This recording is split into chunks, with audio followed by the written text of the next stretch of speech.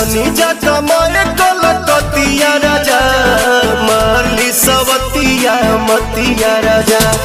जनी जा कमाए कलकतिया राजा मारली सवतिया मतिया राजा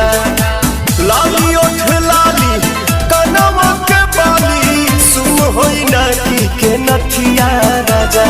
जनी जा कमाए कलकतिया राजा मारली सवतिया मतिया राजा जनी जा कमाए कलकतिया राजा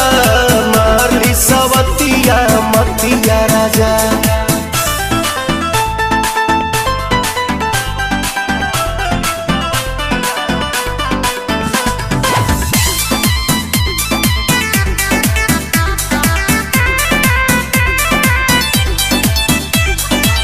छोड़ी के मेहर हो जाइबा हे हर हमारा से बेसी न करियो के यार तने नहीं राजा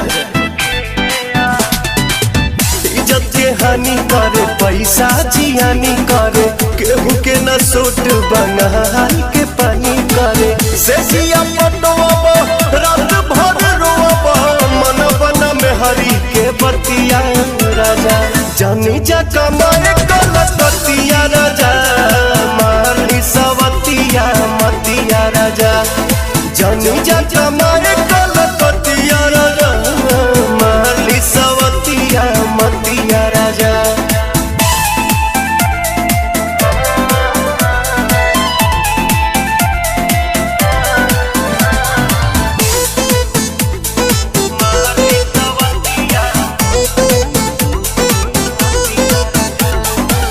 बोला ये पवन आखिर गलती कमान बा कुछ के न गम्बा एक लम्बा जैबा बंगाल तू उलझन में डाल के कोल्ही बंद जाके गहनी की निहाल के जानी जमाना तो मारे लगी तना जारी नसाई इज्जतिया राजा जनी जा जमाए कलकतिया राजा मारली सवतिया मतिया राजा जनी जा जमाए कलकतिया राजा मारली सवतिया मतिया राजा